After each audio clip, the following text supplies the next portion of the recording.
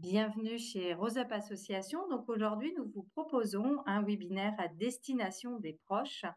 Et avec Hélène de la Ménardière, psychologue, nous allons parler du cancer métastatique. Bien souvent, vous entendez parler du cancer. On ne précise même pas, mais souvent il est non métastatique. Et là, en fait, les choses changent puisque la maladie métastatique devient chronique. Donc, ça va être sur une période de soins qui va être longue, souvent toute la durée d'une vie. Et du coup, c'est vrai qu'au niveau des repères en tant qu'aidant, comment se positionner, surtout sur la durée et sur cette chronicité. Hélène, je te laisse la parole et n'hésitez pas, en tant que participant, à me mettre vos besoins, vos questions sur la discussion, sur questions-réponses, afin que je puisse faire votre porte-parole auprès d'Hélène. Hélène, bonjour. Bonjour Aurélie, merci. Donc effectivement, c'est un sujet qui est important que d'échanger et de pouvoir vous apporter des éléments de clarification ou de compréhension autour d'être proche ou aidant d'une personne qui a une maladie métastatique. La première chose pour ceux qui suivent les webinaires et qui commencent à nous connaître, j'aime bien resituer le contexte. D'abord de voir que la maladie métastatique, elle peut être au diagnostic d'emblée. Donc c'est une situation vraiment particulière qui est peu fréquente mais qui existe. Donc c'est peut-être votre cas. Elle peut être suite à une rechute, c'est-à-dire que la personne a été malade il y a quelques mois, quelques années, et à nouveau la maladie fait parler d'elle. Donc là aussi c'est un autre contexte. Et puis le troisième contexte, ça peut être suite à une progression sous traitement. Donc la personne a un diagnostic d'une maladie non métastatique et le devient alors que les traitements sont en cours. Donc c'est trois situations où à chaque fois on est dans la maladie métastatique, mais pour des raisons différentes. Et c'est important aussi que vous puissiez vous redire dans quel cadre vous vous situez parce que ça n'aura pas les mêmes répercussions sur vous et sur la personne malade aussi qui est votre proche. Alors Et la Hélène, maladie. on peut repréciser, même si les personnes qui sont là normalement savent ce que c'est une maladie métastatique, mais pour certaines, ça peut être un peu flou. C'est-à-dire que vous avez un cancer à un niveau et que ça a développé des métastases, donc des tumeurs sur d'autres organes, et que du coup, il va falloir contenir ces tumeurs au maximum et qu'on est passé en maladie qu'on dit chronique, c'est-à-dire avec des traitements tout le long. Donc, ça va pas être des traitements qui vont durer 6 mois, un an, mais vraiment tout au long de la vie de la personne. Voilà, et donc ces traitements ont des répercussions dans la vie quotidienne et vous devez le savoir. En fait, c'est déjà l'expérimenter chaque jour. Et c'est là aussi votre proche, en fait, malade et malade depuis quelques semaines, quelques mois et pour certains peut-être depuis quelques années. Donc là aussi, on sait en tant que psychologue que les répercussions vont pas être les mêmes sur la vie quotidienne, d'un point de vue psychologique pour la personne malade, bien sûr, mais bien sûr aussi pour vous en tant qu'aidant. Et ça, c'est important de le redire. Il n'y a aucune culpabilité à avoir de pouvoir être en difficulté, trouver ça éreintant, long, pénible, coûteux, et ne plus savoir comment faire aussi. Euh, Ce qui est important aussi, c'est que dans la chambre de la maladie métastatique pour vous, c'est que parfois il va y avoir des répercussions sur la qualité de vie en fait de la personne avec qui vous êtes aidante, plus ou moins, en fonction des localisations des métastases, des traitements et leurs effets secondaires. Il va y avoir plus ou moins d'autonomie aussi de la personne qui est malade. C'est plus ou moins visible et parfois c'est invisible. Donc ça peut être invisible dans ce qui est manifeste, visible par les yeux, mais aussi dans ce qui est partageable et dans ce que la personne malade va bien vouloir vous partager ou pas, ce que vous allez en comprendre ou pas. Là aussi, c'est important pour moi de vous redire ces éléments-là. Et puis, vous avez votre vie qui est ponctuée. Donc, bien sûr, la personne malade, oui, mais vous aussi, hein, c'est important de le redire, par des rendez-vous médicaux réguliers, des examens divers et variés qui vont être générateurs de stress et d'inquiétude. Quand on est dans le champ de la maladie métastatique, on peut plus se dire euh, je ne suis pas inquiet ou tout va bien se passer puisque vous avez déjà été échaudé par d'autres annonces. Et donc, c'est impossible, moi comme psy, que je puisse vous rassurer en disant, vous inquiétez pas, tout ira bien. On aimerait bien pouvoir vous le dire, mais ça n'est pas possible en fait. Et donc, c'est voir que vous avez votre quotidien qui est aussi imprégné par ce contexte. Le quotidien, il est, bien sûr remanié et nouveau et sans cesse à réadapter pour la personne qui est malade, mais aussi pour vous, comme aidant. Ça peut être, remanié régulièrement au gré des annonces, au gré des effets secondaires, au gré de l'état aussi de la personne qui est malade auprès de vous. Et donc la personne malade a à s'adapter, mais vous aussi, en fait, sans cesse. Et donc ça, c'est coûteux d'un point de vue, physique, psychologique, financier parfois. Et donc ça a une incidence aussi pour vous. Il y a aussi le fait que la maladie métastatique, aujourd'hui, on en parle comme une maladie chronique, en tout cas d'un point de vue médical, et ça, on l'a vu arriver il y a quelques années dans les services d'oncologie, grâce aux progrès médicaux. Mais ça implique autre chose aussi, même dans le vécu émotionnel et psychologique.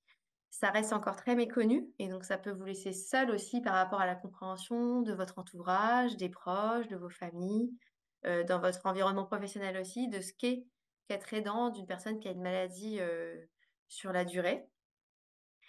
Et puis c'est aussi, vous, votre statut en fait d'aidant et votre vécu. Et c'est ça qui est important pour nous, dans l'organisation de ces webinaires avec Aurélie, c'est de reconnaître aussi votre place et votre vécu qui peut être, extrêmement complexe et extrêmement difficile, où vous donnez beaucoup de votre temps, de votre énergie pour, la personne malade. Et ce que nous disent souvent les patientes, c'est que, elles veulent pas vous déranger, qu'elles ont peur de pas être comprises, qu'elles en ont assez de se plaindre ou de vous faire subir des choses.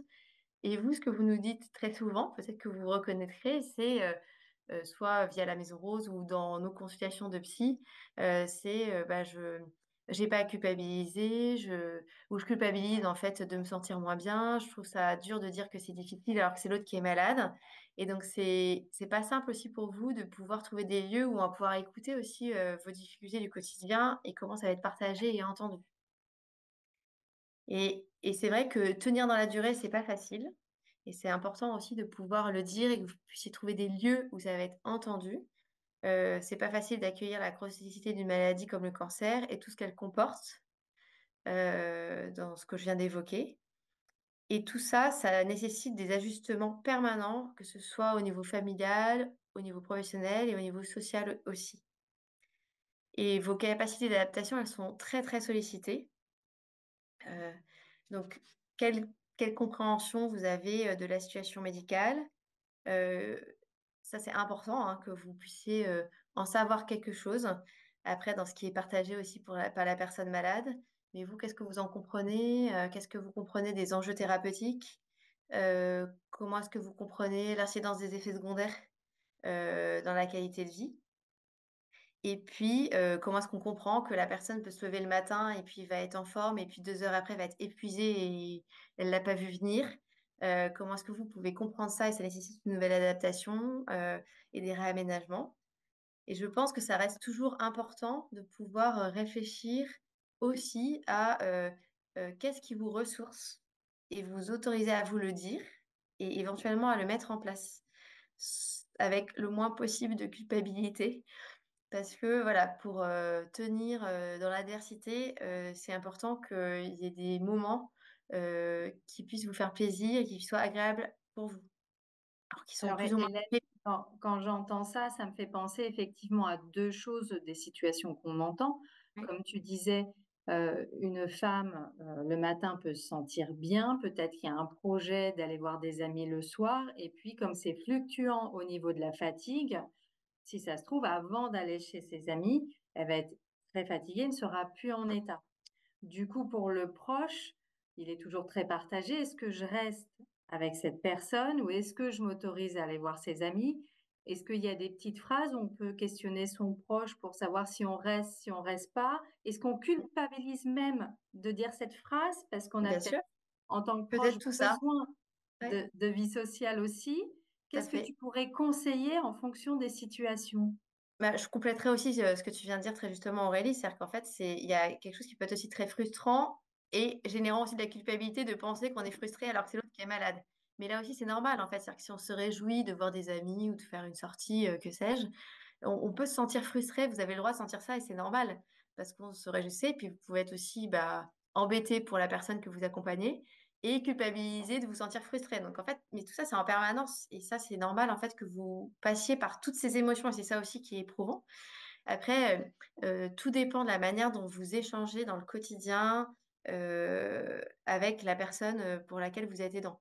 Est-ce que, l'un et l'autre, vous avez une communication qui est plutôt facilitée et qui vous permet de dire: «Bah, tiens, là, je suis fatiguée, mais vas-y seul» et vous y allez et vous savez que l'autre est vraiment OK? Est-ce que c'est une communication qui est peut-être devenue difficile au fil des mois et des années des traitements ou qui était peut-être déjà de manière préexistante et où en fait, c'est un jeu un peu du chat et de la souris de culpabilité, de frustration et de pouvoir se dire les choses? Voilà, moi je pense que c'est important avec, notamment, peut-être ces informations que vous recevez du webinaire, de pouvoir, reprendre avec la personne malade en disant, que voilà, vous savez qu'il y a des moments où il y a des imprévus, d'un point de vue dans la manière elle se sent et comment est-ce que, vous vous mettez d'accord sur, la manière de procéder quand il y a des choses de prévues, qui peuvent évoluer au fur et à mesure, hein. Mais et en reconnaissant, voilà, pour vous, que ça peut être frustrant, que ça peut être décevant. Voilà et en échangeant avec la personne malade sur, qu'est-ce qu'elle en pense, si jamais, elle est fatiguée, comment est-ce qu'on anticipe les choses? Qu'est-ce qu'on pourrait faire ou pas? Et il y a des personnes que ça aide vraiment de pouvoir se dire: «Bah, tiens, le week-end prochain, on a un pique-nique. Si jamais tu es fatigué, qu'est-ce que tu veux qu'on fasse?» Voilà, avec la souplesse nécessaire parce que les choses et les envies peuvent changer. Mais je pense qu'en anticipant et en sachant qu'il y a des choses qui nous échappent avec la maladie chronique, voilà, de se mettre d'accord ou de pouvoir trouver des comme ça, des arrangements qui conviendraient aux 2.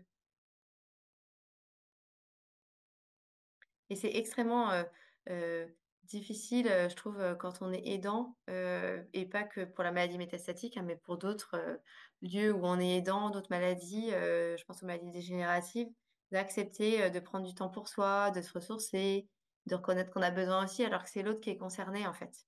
Mais l'autre est concerné et si vous êtes aidant, vous aussi.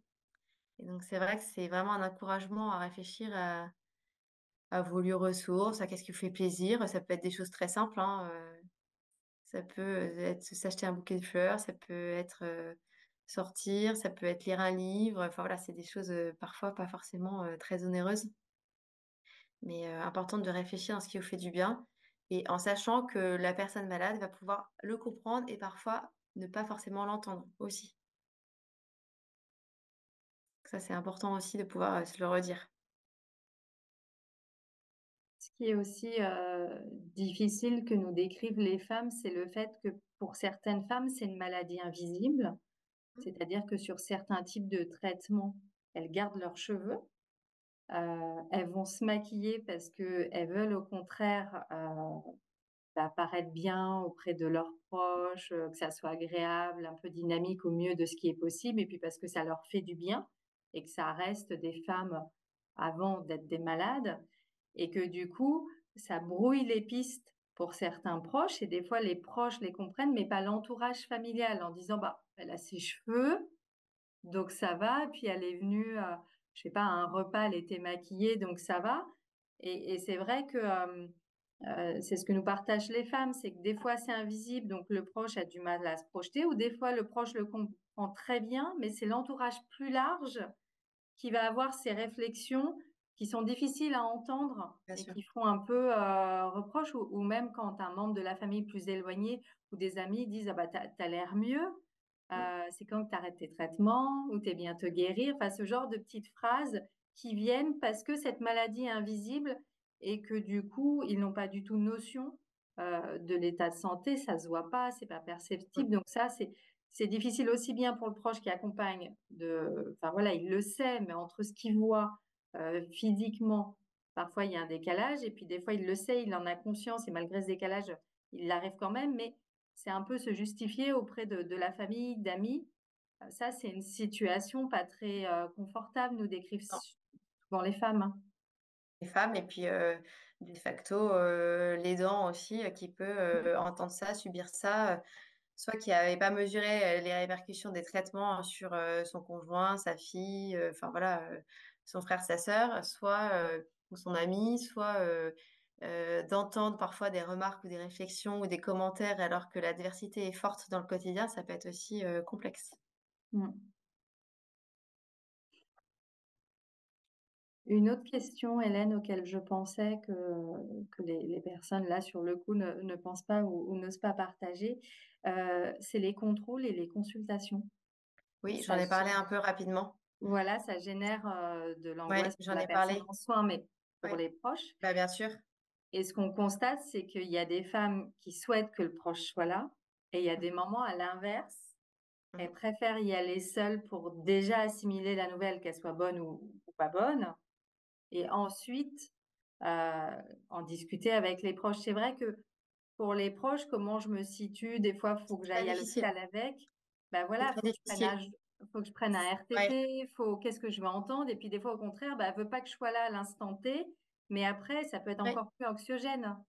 Ça peut être aussi, bah, en fait, là, on a des rendez-vous réguliers. J'ai eu ça l'autre jour dans mon cabinet, un mari qui me dit: «Bah, des rendez-vous tellement tout le temps pour, la maladie de mon épouse. Là, j'ai un énorme truc de travail et ben, en fait, j'ai décidé de pas y aller» et donc ça peut être très culpabilisant tout en pensant à son évolution professionnelle, ce qui est légitime aussi, hein et donc c'est parfois des lieux de tension qui sont très forts. Et quand c'est redondant dans le quotidien, en fait, c'est de savoir où est-ce qu'on doit être et qu'est-ce qu'on restreint ou qu'est-ce qu'on actionne. C'est extrêmement difficile et c'est vrai que les rendez-vous médicaux, ils sont générateurs de stress et d'inquiétude pour la personne malade, mais bien sûr aussi pour vous les aidants. Parce que vous êtes attachés affectivement à l'autre et que vous êtes suspendus aussi et c'est vrai que ces rendez-vous, ils sont tellement réguliers quand pour certains, ça s'invite tous les mois ou tous les 3 mois. Bah, 10 jours avant, on y pense déjà, qu'est-ce qui est partageable, à ce moment-là? Qu'est-ce qui ne l'est pas? Des personnes qui vont se murer, en fait, dans un silence, que ce soit l'aidant ou la personne malade et c'est vrai que ça demande, une adaptation, sans cesse, parce que, comme le disait très bien Aurélie, les personnes vont avoir besoin de quelqu'un en consultation, puis ensuite en auront plus besoin ou voudront plus et donc pour vous, en fait, c'est en permanence, réajuster votre compréhension des besoins, des attitudes, des événements et puis le stress de la consultation, il est pas que pour la personne malade, hein. Bien sûr. Mmh. Et puis il y a des moments où les termes sont difficiles à comprendre ou nous Bien sûr. échappent, Mmh. et les consultations peuvent être très rapides. Donc c'est vrai que ça, c'est encore Oui, une autre problématique. oui et puis, on peut se retrouver dans des situations aussi, on l'entend aussi souvent Aurélie, hein, c'est que l'un a envie de poser une question, l'autre avait pas forcément envie de la poser ou de l'entendre. Enfin voilà, c'est des lieux aussi parfois de tension, dans un moment extrêmement anxiogène aussi.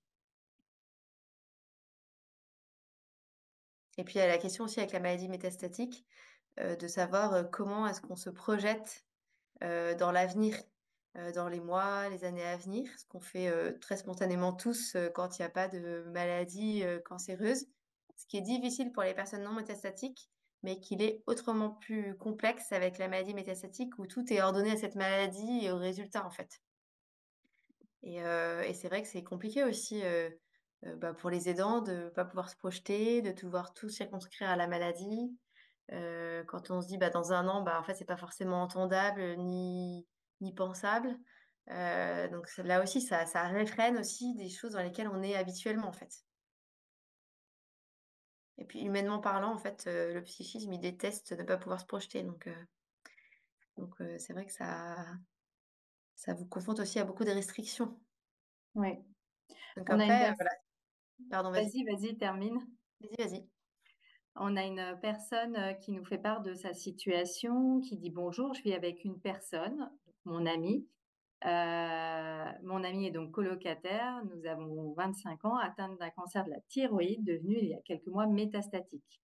Cette personne étant plutôt isolée, très peu de soutien familial et peu d'entourage généralement, je me retrouve seule aidant, par choix, mais aussi par défaut, ne pouvant et ne voulant absolument pas y dédier l'entièreté de ma vie et de mon temps. Quand mon ami est en demande de présence permanente, ce que je comprends parfaitement, j'ai le sentiment de me retrouver dans une impasse sans pouvoir ni vouloir lui accorder l'entièreté de mon temps et finalement de ma vie, mais étant dans le même temps la seule personne apte à l'aider, à l'accompagner sur ce chemin. J'ai donc du mal à me trouver dans mon rôle et ma place. Comment être rassurant quand les perspectives médicales sont décourageantes et que son entourage tout entier ne prend pas la mesure de sa maladie, sans pour autant créer une ultra-dépendance à mon égard en étant le seul à réellement l'aider. On en revient à ce que tu disais, c'est-à-dire j'ai envie d'accompagner, mais en même temps, je ne peux pas être tout le temps là-dedans, bah, parce que, faut aussi se préserver, parce qu'il peut y avoir le travail. Donc pour cette personne, c'est vraiment, voilà, comment, puis-je l'accompagner et trouver, aussi bien mon rôle que ma place. Oui, puisque la personne dit, je relisais là, enfin, c'est que vous êtes aussi amis et colocataires, donc en fait, c'est encore différent, comme, responsabilité qu'on pourrait trouver, l'un vis-à-vis de l'autre, que si on est en couple, que si c'est quelqu'un, de notre famille biologique, enfin voilà, donc c'est différent aussi et je pense que c'est, hem intéressant de voir en fait, ce que la personne décide. C'est-à-dire que, déjà il y a quand même, effectivement comme vous dites très bien, quand il y a des perspectives médicales qui sont décourageantes et anéantissantes, bah, on ne peut pas rassurer l'autre. C'est-à-dire qu'on peut lui dire: «Bah, voilà, tu es suivi le mieux possible, tu vas refaire des examens, peut-être qu'il y aura une nouvelle thérapie, qui va essayer de proposée». Mais parfois malheureusement, en fait, on ne peut pas rassurer l'autre parce que la réalité médicale, n'est pas, rassurante. Donc ça, c'est important. Et puis après, l'autre point aussi, c'est, heu, il s'agit en fait de l'histoire de vie, de l'ami, en fait. Et l'histoire de vie de l'ami, bah, c'est de pas forcément avoir un entourage familial, qui arrive à comprendre. Et donc c'est comment ce monsieur va pouvoir alors peut-être avec l'aide, ce serait peut-être intéressant que vous, monsieur, vous puissiez en parler avec un psychologue qui connaisse bien les situations d'oncologie aussi, pour pouvoir justement voir quel serait votre positionnement, comment est-ce que vous pouvez être en lien ou pas avec la famille si, votre ami l'accepte et puis après, mettre des limites à ce que vous pouvez apporter ou décider, de vous y engager pleinement, en avec une décision, enfin voilà, libre et éclairée et sortant de ce qui est imposé, voilà par le désarroi de votre ami. Mais ça, je pense que vous auriez vraiment besoin et votre question est très pertinente et je pense que vous avez eu raison, d'écouter ces webinaires pour pouvoir éventuellement être aidé vous. Faut pas que vous restiez seul et être avec des professionnels qui connaissent bien, voilà, tous les aléas de l'oncologie.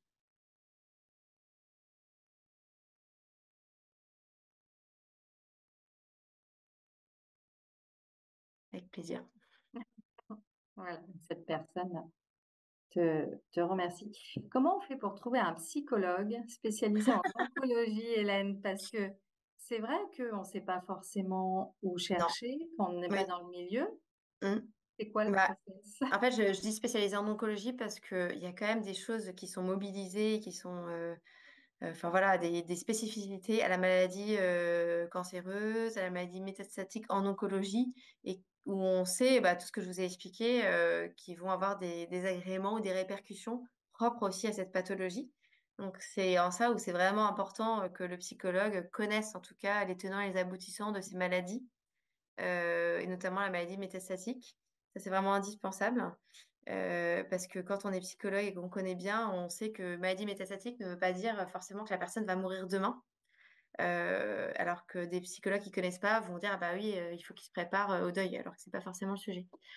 Donc ça, c'est le premier point. Comment les trouver? Bah, soit appeler, dans le service dans lequel la personne est suivie en demandant à avoir un échange avec un psychologue, et éventuellement avoir des contacts de psychologues en libéral.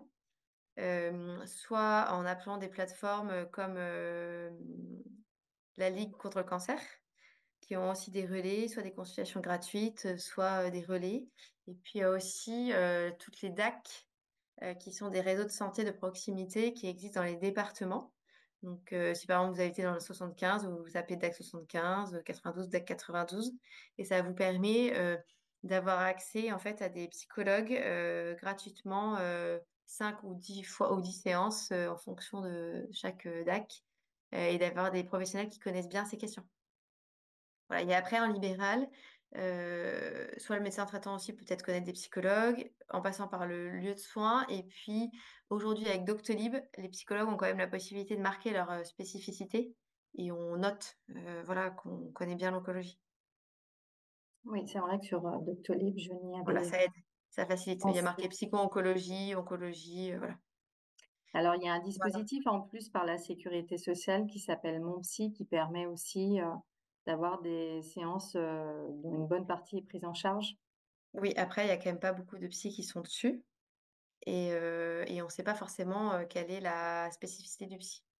D'accord. Donc ça, faut faire attention en consultant au Voilà. préalable sur Doctolib pour Mmh, voir un petit peu, quelles sont ses spécificités. mmh. Merci Hélène. Y a-t-il, d'autres questions? Il y a une question qu'on nous pose, souvent aussi, c'est, la place des enfants, Ah bah oui. dans les familles, quand le conjoint se retrouve, aidant, mais aussi comment on verbalise auprès des enfants, comment expliquer. Des fois, on a cette remarque de, bah, mon enfant m'a dit: «Je suis tout le temps fatigué». Donc Mmh, c'est vrai qu'en fonction des âges des mmh, enfants, bien sûr. la représentation est pas facile et puis il faut reconnaître qu'au niveau des livres qui expliquent le cancer, il y en a vraiment très peu, qui Qui arrivent apporte la médiatique. qui Mmh, parlent de la maladie métastatique. Souvent, c'est des livres dédiés au cancer, alors souvent au cancer du sein en plus, alors que, c'est pas forcément un cancer du sein. mmh. Donc c'est vraiment très ciblé et il y a pas toujours ce qu'il faut. Oui, et puis, il y a aussi des enfants qui sont aidants. Mmh. Il y a une association remarquable d'ailleurs qui, les accompagne, et des enfants qui ont parfois 10 ans, 15 ans, 20 ans en fait, des jeunes adultes, alors parfois plus âgés parce que les parents sont vieillissants. Il y a aussi des jeunes enfants qui sont aidants donc ça il faut pas, oublier de le dire et effectivement, je pense que je sais pas s'il y a des personnes qui sont concernées par ces questions-là qui sont, sur le webinaire mais c'est vrai que ça demande, de réexpliquer régulièrement et c'est souvent ça qui est très, pénible, très éreintant en fait pour les parents, que ce soit la personne malade ou l'aidant, ou parfois les grands-parents, voilà, de réexpliquer que c'est la maladie, que c'est à cause de la maladie et c'est vrai que ça peut être compliqué pour certains enfants de se dire que leur maman, ne peut pas encore faire ça, n'a pas pu venir, voilà et ça, c'est très culpabilisant pour les parents. Mmh. Extrêmement culpabilisant et notamment là où on est à la Maison Rose, c'est très culpabilisant pour les mamans de pas pouvoir et c'est vrai que ça demande de reprendre régulièrement et ensuite de dire: «Bah, voilà, si je peux, je viendrai», mais de pas promettre qu'on va être là. C'est sûr que ça demande en fait, des voilà, une manière de présenter, les projets de vie et les projets de famille, avec, de manière pondérée, que quand on est en pleine santé où en fait on se dit pas qu'on va pas être là à la sortie de l'école, quoi. Donc ça, c'est vraiment important et après, c'est vrai que les enfants aussi, ils ont une grosse faculté d'adaptation. Donc il y a des enfants qui s'adaptent, à un quotidien, de la maladie, qui parfois ont pas de souvenirs sans la maladie et qui peuvent aller très bien, hein. Il y a plein d'enfants qui vont bien, heureusement. Mais ça demande vraiment de refaire le point régulièrement avec eux, de éventuellement les tenir informés sur un changement de traitement, sur une nouvelle médicale, qu'elle soit bonne ou mauvaise. Voilà, je trouve que le rythme des consultations médicales aide aussi à tenir informé l'enfant ou les enfants. Ça me paraît Cette important ça. cette association, elle s'appelle JADE Oui, et donc du coup, pour les enfants aidants. voilà, et Oui, sur, un panel d'âge, très large et oui, certains hôpitaux, ou dispositifs, proposent aussi des temps d'échange, avec les enfants, oui. avec Sous forme de l'ensemble de la goûter. famille. Mmh. Voilà, pour accompagner un petit peu, les enfants sur cette période-là aussi. Oui, alors ceux qui existent, c'est sur la maladie, non métastatique D'accord. et donc c'est vrai qu'on y pense moins. C'est vrai que la question de la maladie métastatique, ça revêt d'autres enjeux, moi je trouve, dans le Oui, quotidien complètement. familial. C'est ce qu'on dit, hein, finalement depuis le début de ce webinaire, ça reste quand même spécifique et on le sait bien avec Aurélie Mmh. pour qu'on traiterait beaucoup ensemble. Voilà, donc je trouve que c'est spécifique. Là aussi, c'est voir, s'il y a besoin de comment se faire aider, par, les professionnels qui sont dans les services, qui ont pas toujours la possibilité malheureusement, faute de temps, d'accompagner, les proches. Mais voilà, ou qui peuvent orienter vers des relais en ville aussi. Alors par contre, je trouve que depuis, 2 ans, on commence à voir aussi les associations, qui Oui, commencent à développer, un accompagnement, dédié aux proches. oui. Il y a Mon Réseau, Mmh. qui a créé, alors qui a Mon Réseau Cancer du sein, Mon Réseau Cancer gynécologique, Mon Cancer Réseau Poumon, et Mon Réseau cancer colorectal. Et là, ils ont créé mon réseau proche, donc vraiment à destination que des proches pour que vous puissiez trouver de l'information, mais aussi pour avoir des échanges entre proches qui accompagnent une personne avec un cancer. Et normalement, dedans, tu peux filtrer pour retrouver mon proche a une maladie métastatique. Je souhaite échanger avec d'autres proches qui sont dans le même cas de figure. Donc ça, j'ai trouvé que c'était assez intéressant parce que je ne connais que, en tout cas, qui propose ça et c'est assez récent, un peu moins d'un an ou juste une année en tout cas. Donc ça peut être une piste de réflexion parce que des fois on a besoin d'échanger entre personnes qui vivent la même chose, étant donné que ça reste particulier. Mmh. Donc ça peut être intéressant d'avoir connaissance de ce type de réseau.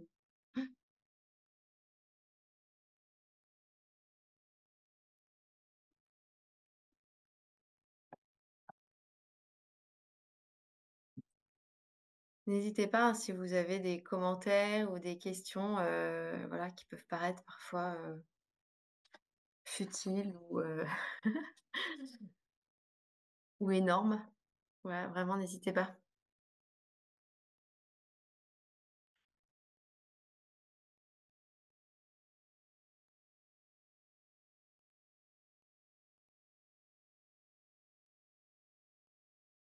Alors RoseUp a aussi créé une appli qui s'appelle la Rose App, alors qui n'est pas l'application du site RoseUp, mais qui est vraiment destinée aux femmes et leur entourage, au sens proche comme large. Et donc, du coup, ça va être la personne en soins qui va se créer des cercles d'amis, famille, voisins, collègues, enfin, autant de cercles qu'elle ne souhaite pour donner des informations médicales, c'est-à-dire que si elle veut dire qu'elle a un rendez-vous, elle peut envoyer la notification au nombre de cercles qu'elle souhaite, mais aussi si elle a besoin d'aide, ce qui peut être aussi soulageant pour vous, ne serait-ce par exemple de eh ben, j'ai besoin qu'on aille chercher mon enfant à l'école. Peut-être que vous, aujourd'hui, vous avez une grosse journée de travail, que madame a dit j'irai chercher mon enfant et que dans l'après-midi, bah, en tout cas, l'énergie a été prise par les traitements.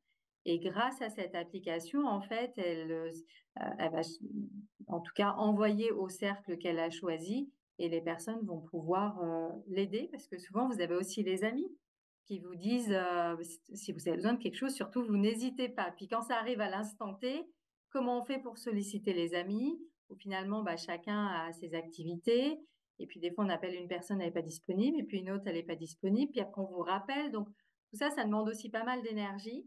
Donc cette application a pour vocation de vous aider. Donc elle part vraiment de la personne qui est en soins, mais du coup, pour vous aussi, ça peut être aidant en disant, bah voilà, si on a organisé les choses comme ça, parce que moi, j'ai besoin de temps pour mon travail, ça peut être rassurant de savoir que, il y a un réseau à côté qu'elle peut mettre en place. Je trouve que c'est assez intéressant. Et puis certaines personnes nous disent qu'effectivement, ça soulage au niveau de la charge mentale, voilà, en disant s'il se passe quoi que ce soit, j'ai de quoi m'organiser sans que ça soit trop épuisant à rechercher une personne qui puisse gérer ça. Donc la Rose App, voilà. Je ne sais pas si elles l'ont déjà mis en place pour vous, mais en tout cas, c'est une piste aussi pour avoir des relais qui finalement vont servir à toute la famille. Et peut-être que pour la personne qui nous a écrit, bah, la Rose App, voilà, peut-être que si elle a quelques amis, on n'est pas obligé d'en avoir énormément, ça pourrait être aussi une piste. Oui, je vois l'autre, remarque. Oui, ça peut être difficile d'échanger avec d'autres proches aidants car chacun n'est pas forcément confronté au même stade de la maladie, pause thérapeutique, reprise, fin de vie ou espoir. Oui, alors c'est très intéressant, de partager ça, effectivement, mais l'expérience qu'on en a, d'animation de groupe, même avec des femmes, par exemple, qui ont un cancer métastatique, qui sont dans une réalité médicale différente et c'est pareil pour des proches, pour animer aussi des groupes de proches, fait qu'il y a quand même quelque chose de commun, à l'ensemble des personnes, d'être aidant d'une personne qui a une maladie, métastatique. Et donc effectivement, pas forcément avec le même niveau, de préoccupation, d'information, de gravité, du nombre d'années, mais il y a quelque chose de commun qui fait que la parole, peut être comprise par tous. Et finalement, on le voit avec, les groupes qu'on co-anime avec Aurélie depuis plusieurs années maintenant, de femmes qui ont des cancers métastatiques. On peut en avoir qui en sont au diagnostic et d'autres qui sont malades depuis 20 ans et d'autres à qui le médecin a annoncé qu'il n'y avait plus de possibilités thérapeutiques. Tout ça coexiste et cohabite. Et il y a un soutien mutuel en fait qui se crée et une parole commune qui peut vraiment être aidante et soutenante parce qu'il y a quelque chose vraiment de partageable qu'on comprend en fait. Donc il n'y a pas forcément besoin d'être exactement au même niveau parce que de toute façon la vie nous met jamais tous au même niveau. Parce qu'il y a la maladie, mais il y a aussi toute l'histoire qui préexiste à la maladie, familiale, sociale, professionnelle, qui fait que ce sera jamais pareil. Il y a quelque chose de commun, voilà, qu'on peut partager. Et donc ça fonctionne bien et c'est des groupes souvent étayants et soutenants aussi. Oui, merci pour cette information. C'est vrai que on n'est pas forcément au même stade au niveau de la maladie. Je pensais aussi, Hélène, en complément de ce que tu nous disais, des fois les proches ont besoin d'informations pour comprendre la maladie. Peut-être qu'ils ont entendu un terme au niveau de l'hôpital qu'ils n'ont pas compris et enfin, voilà, on cherche à en savoir un peu plus. Vous avez tout ce qui est les fiches de l'INCa, l'Institut national du cancer, qui vraiment sera une bibliothèque de justesse, puisque sur Internet, on trouve pas mal d'informations, donc où avoir une information fiable. Donc il y a l'INCa. Il y a aussi sur le site de RoseUp, sans même enfin vous avez tous créé un compte, mais qu'on ait un compte ou qu'on n'en ait plus, en tout cas, c'est pas un souci. Ou avec un mot-clé, on va avoir plusieurs articles qui vont permettre de vulgariser les termes pour mieux les comprendre. Donc ça, je pense que c'est aussi une information qui est importante pour beaucoup de personnes. Donc le site de l'INCa, si vous avez besoin de rechercher en tout cas des terminologies ou de mieux comprendre certaines choses suite à une consultation.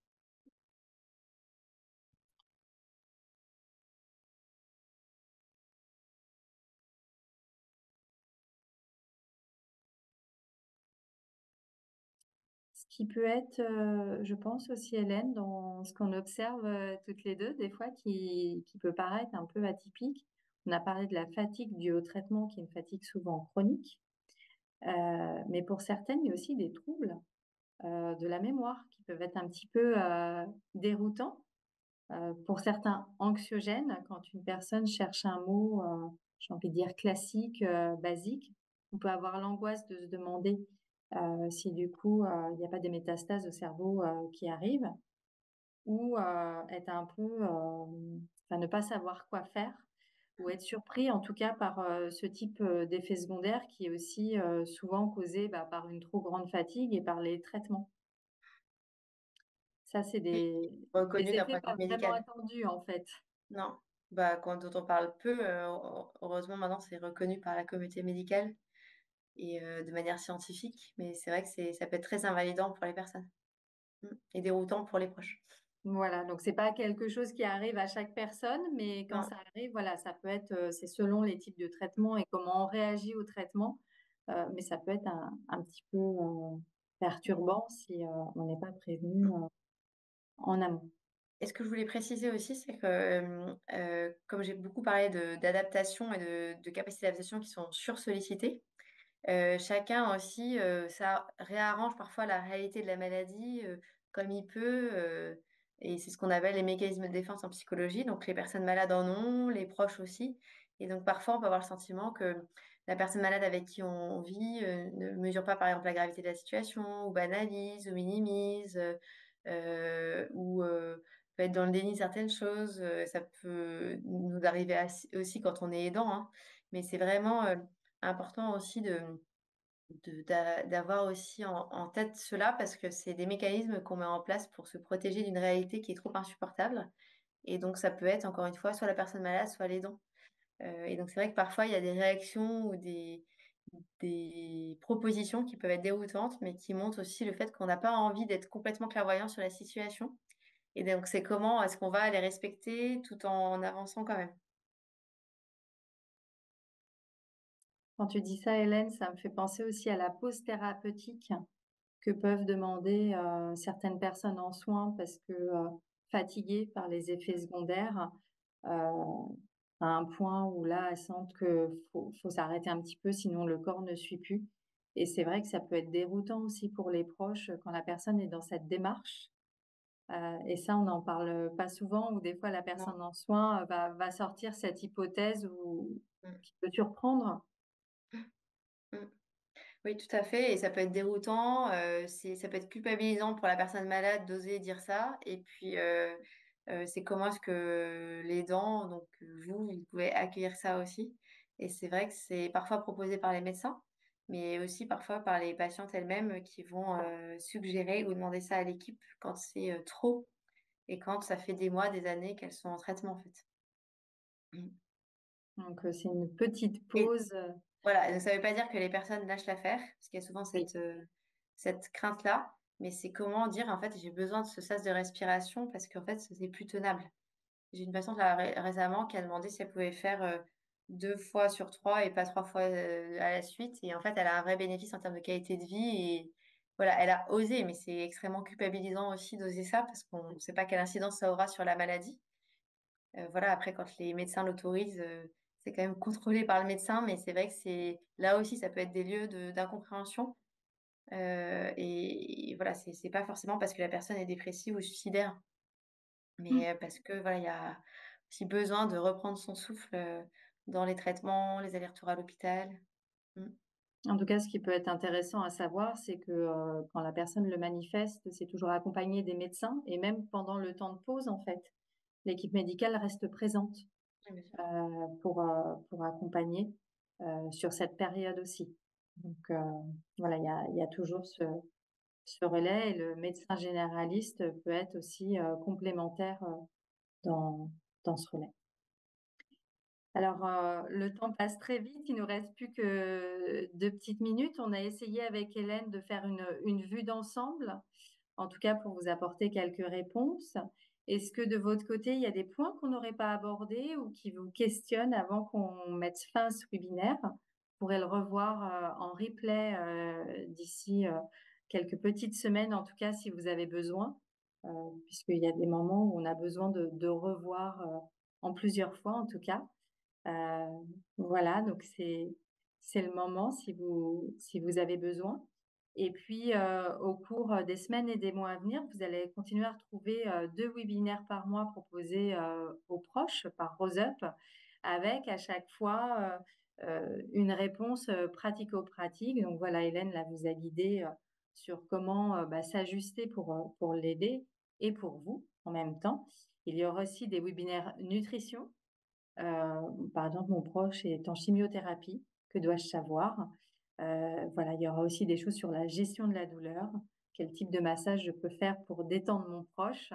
Voilà, plein de petites astuces pour apporter, du confort et vous guider. Alors, l'aide financière, demandait Sylvie. Alors Sylvie, il faut m'en dire un peu plus sur l'aide financière. C'est vrai que, ça impacte, comme tu disais Hélène, le budget. Mm. Donc ça, c'est Il quelque peut y chose. avoir des conséquences très fortes en fait de la maladie métastatique et ça on l'entend au quotidien avec les femmes qu'on rencontre avec Rose Up en fait, hein, c'est au-delà de la maladie, il peut y avoir d'autres préoccupations qui s'ajoutent et qui sont très fortes. Exactement. Alors sur l'aide financière, dans ce cas-là, on pourra, nous de notre côté, solliciter une assistante sociale et vous faire un webinaire, dédié Ouais, afin bien. de répondre, voilà. Oui, Des et puis il peut y précisions. avoir aussi sur les questions d'aide financière, il y a Rose Up et puis il peut y avoir le travailleur social du service où la personne est soignée aussi, hein, qui peuvent Oui, répondre à vos questions, l'assistante qui sociale, ouais. connaissent bien les répercussions de l'oncologie. Je parlais des DAC aussi tout à l'heure, qui ont aussi des travailleurs sociaux et qui sont aussi très informés. Donc ça peut être des relais pour vous en tant qu'aidant. Voilà, et puis après, les précisions pour la survie de la personne en maladie métastatique, il faut voir de quelles informations vous avez besoin, en tout cas sur ce qu'est la maladie métastatique d'un point de vue médical. En revanche, sur des précisions sur la survie, c'est des questions qui sont propres à chaque pathologie et à chaque personne. Et d'autant plus maintenant avec la maladie chronique en oncologie, où les médecins eux-mêmes peuvent voilà, ne pas forcément avoir des précisions à apporter, puisqu'il y a régulièrement des nouvelles thérapeutiques qui arrivent aussi et dont bénéficient les patientes ou les Alors cette patients. personne nous Voilà. parlait aussi de survie Mmh. financière. Oui. Alors on est dans un système en France, mais du coup, suite à vos questions, je déclencherai un webinaire, avec une Mmh. assistante sociale, avec des prestations, qui existent et quand elles se terminent, il y a d'autres prestations derrière qui sont possibles. En France, on reste pas, sans prestation, on a cette chance-là. Eh ben, écoutez, en tout cas, je vous remercie, pour votre attention. J'espère qu'avec Hélène, nous avons répondu, à vos questions, au maximum. Et puis, n'hésitez pas, sur la boîte, contact de Ma Maison Rose Up si vous avez, besoin de compléments d'information ou si vous souhaitez que certaines thématiques soient traitées pour vous accompagner et vous aider, à nous solliciter. En tout cas, les webinaires destinés aux proches, c'est 2 fois par mois, le midi, à destination des proches. Ça peut être l'entourage, ça peut être les conjoints, ça peut être les amis. Ils sont disponibles aussi en replay pour ceux qui n'ont pas la possibilité de nous suivre en direct. Hélène, je te remercie pour ce temps passé avec nous et ces Merci précisions. Aurélie. À très bientôt. Au revoir. À bientôt. Au revoir.